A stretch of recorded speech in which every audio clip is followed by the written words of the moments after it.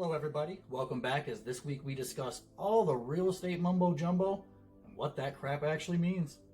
Stay tuned.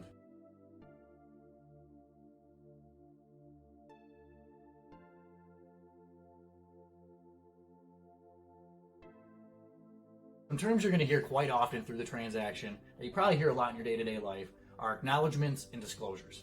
And if I'm going to break that down to brass nuts and bolts, it basically is the transfer of information. When a homeowner has a seller's disclosure, they're telling you everything that they know about that house, age of the roof, leaks, appliances, things like that. Acknowledgement is when someone hands you information and you're acknowledging that you received and understand that information. Agencies. There's three different ways that a real estate professional will represent you. There's the buyer's agent, the seller's agent, and the dual agent. Now, as cool as that sounds, it's not as very Secret Service-y as what you think. The dual agent represents both the buyer and the seller in the real estate transaction. Now make sure that you consult and get all the information from your local real estate professional on how their responsibility changes to you whenever you get into a dual agency situation.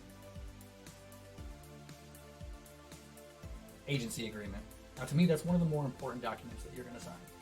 It clearly defines how your real estate professional works for you.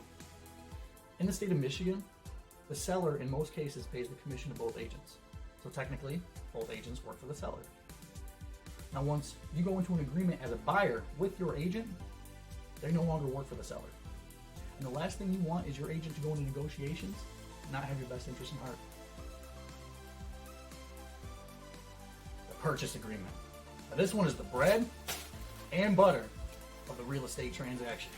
Now this is the one you're going to want to spend the most time going over. One error, one false checkbox, or one thing missed could cost you thousands of dollars, if not a lawsuit costing you even more. So make sure that you really trust your real estate professional and look over every single line when going through this. This is the one that's going to matter most.